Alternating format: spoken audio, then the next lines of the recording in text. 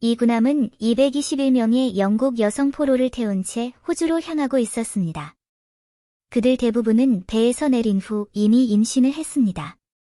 현대 문명 사회는 수천 년간 축적되고 계승되어 온 인간의 지혜의 산물입니다. 각 세대는 이전 세대가 쌓아놓은 기반을 바탕으로 계속해서 탐구하고 혁신을 거듭합니다. 동시에 인간들 간의 소통과 통합은 세계 문명이 계속해서 성장하고 발전할 수 있게 해줍니다. 특히 대항해 시대의 서유럽의 모험가들은 광활한 바다를 헤치고 나아가 새로운 대륙을 하나씩 발견하면서 가장 진보된 문명을 이 새로운 땅으로 몰아넣고 새로운 국가의 탄생을 촉진했습니다. 예를 들어 오늘날 대륙 전체를 차지하고 있는 호주는 원래 황무지였습니다. 오랜 개발과 건설을 거쳐 점차 현대화된 선진국이 되었습니다. 그러나 호주의 발전은 순탄치만은 않았으며 그 역사는 형언할 수 없는 고통으로 가득 차 있습니다. 18세기에 산업혁명이 발발하면서 많은 서유럽 국가들이 급속한 발전기에 접어들었습니다. 특히 영국은 대량의 산업 제품 생산에 의존하여 꾸준한 부를 축적했습니다. 이러한 부는 균등하게 분배되지 않았으며 부유층과 산업 및 상업 귀족의 급속한 성장은 가난한 계층의 빈곤과 극명한 대조를 이루었습니다. 더 많은 자원을 확보하기 위해 많은 신흥 부르주아지와 귀족들은 광적인 토지 구획 운동을 벌였고 그 결과 많은 농부들이 땅을 잃고 결국 도시 빈민이 되어 자본가들의 착취 대상이 되었습니다. 인클로저 운동은 산업혁명을 위한 충분한 원자재와 노동력을 제공했지만 동시에 많은 사회 문제를 야기했습니다. 특히 생계를 위해 극단적인 수단에 의존해야 하는 많은 실업자가 발생했고 이로 인해 범죄율이 증가했습니다. 교도소 인구가 급격히 증가했고 이런 범죄자들을 어떻게 다룰 것인가가 시급한 문제가 되었습니다. 하지만 영국의 제한된 면적은 그렇게 많은 범죄자를 수용하기에는 턱없이 부족합니다. 다행히도 아메리카 대륙이 발견되고 새로운 식민지가 건설되면서 영국은 마침내 범죄자들을 수용할 새로운 장소를 찾았고 북아메리카 식민지는 최초의 범죄 정착지가 되었습니다. 이러한 재정착 정책은 수십 년 동안 지속되었지만 미국 독립전쟁이 발발하면서 재정착 문제가 다시 화제가 되었습니다. 영국은 아프리카에 대규모 식민지를 가지고 있었지만 기후 조건이 매우 열악하여 처음에 그곳으로 이송된 수감자 중 상당수가 전염병으로 죽었고 결국 영국은 범죄자들을 아프리카로 보내는 것을 포기했습니다. 그래서 관심은 호주로 옮겨갔습니다. 대륙은 건조하고 덥고 황무하고 사람이 살기에 적합하지 않았지만 북동쪽 해안은 비교적 온화한 기후를 가지고 있어 범죄자들의 추방지 역할을 하거나 새로운 식민지 건설을 위한 노동력을 제공할 수 있었습니다. 1787년 포로로 구성된 함대가 영국에서 출항하여 몇 달간 항해한 후 1788년 1월 26일 오늘날의 시드니만에 도착했습니다. 이 날은 훗날 호주의 국경일이 되었습니다. 이들 수감자들은 호주의 발전의 선구자였지만 그들이 겪은 힘든 여정과 도착 후 겪은 곤경은 가슴 아픈 일입니다.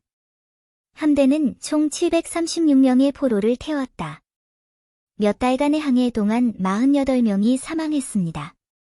사망률은 낮아 보일지 몰라도 당시에는 매우 운이 좋은 것으로 여겨졌습니다.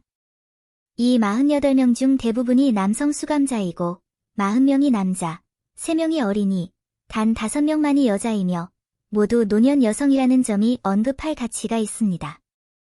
여성 수감자의 사망률이 상대적으로 낮은 이유는 무엇인가?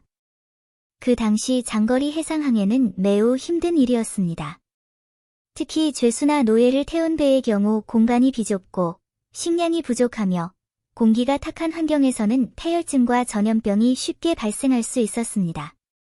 여성 수감자들은 살아남기 위해 종종 몸을 바치는 대가로 승무원이나 경비원에게 호의를 구해야 합니다. 이로 인해 여성 수감자의 사망률은 남성 수감자보다 훨씬 낮아졌습니다. 그러나 호주에 도착한 후 이 수감자들은 생존의 문제뿐만 아니라 이 낯선 땅에 어떻게 뿌리를 내릴 것인가 하는 과제에 직면하게 되었습니다. 그들이 선택한 땅은 기후가 온화하고 토양이 비옥해 상태가 좋았지만 대부분의 수감자는 농업 경험이 부족해 토지를 효율적으로 사용하지 못했습니다.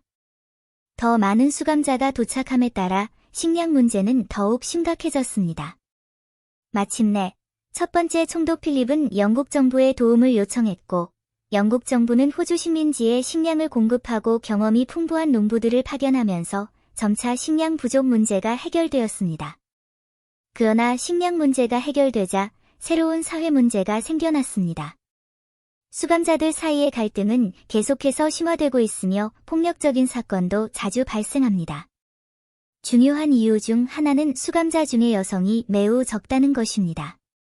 수천 명의 수감자 중 여성은 200명도 안 되므로 일부 남성 수감자는 폭력에 의존하고 심지어는 에너지를 발산하기 위해 현지 원주민 여성과 충돌하기도 합니다. 성비를 맞추기 위해 영국 정부는 더 많은 여성 수감자들을 호주로 보내기 시작했습니다. 1789년 레이디 줄리아 나호라는 배가 221명의 여성 포로를 태우고 출항했습니다. 대부분이 젊은 여성이었고 많은 수가 전직 매춘부였으며 일부는 절도나 다른 범죄로 체포된 사람들이었습니다. 배 안의 생활 환경은 매우 열악했습니다. 승무원들은 젊고 아름다운 여성 수감자들을 임시 파트너로 선택했고, 이 여성 수감자들은 승무원의 보호를 받는 대가로 자신의 몸을 사용했습니다.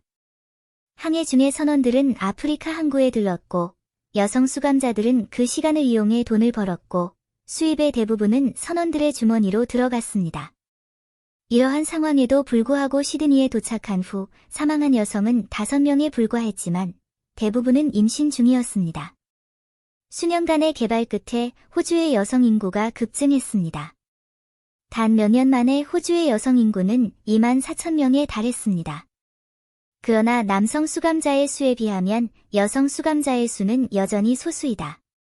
이 문제를 해결하기 위해 식민지 당국은 일련의 조치를 시행했는데, 특히 남성과 여성 수감자의 결혼을 장려했습니다.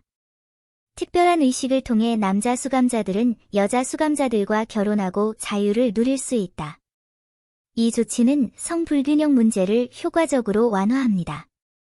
시간이 흐르면서 호주 사회는 점차 안정되었고, 식민지 건설도 점차 효과를 거두었으며, 특히 축산업이 눈부신 발전을 이루었습니다. 영국은 2차 산업혁명의 영향으로 1856년에 호주에 죄수들을 보내는 것을 중단했지만, 당시 호주는 이미 충분한 정착 인구를 보유하고 있었고, 부와 기회를 찾아 정착하고 발전할 수 있는 많은 유럽 이민자들을 유치했습니다. 오늘날 호주는 완전히 새로운 사회적 전망을 가지고 있습니다. 초기 개척자들의 대부분이 영국에서 포로로 잡혀온 사람들의 후손이었지만, 어려운 상황에서도 굴하지 않고 용감하게 운명에 저항한 바로 그 포로들이 호주의 근대화를 위한 토대를 마련했습니다. 그들의 용기와 모험심은 이 대륙의 번영과 발전을 가져왔습니다.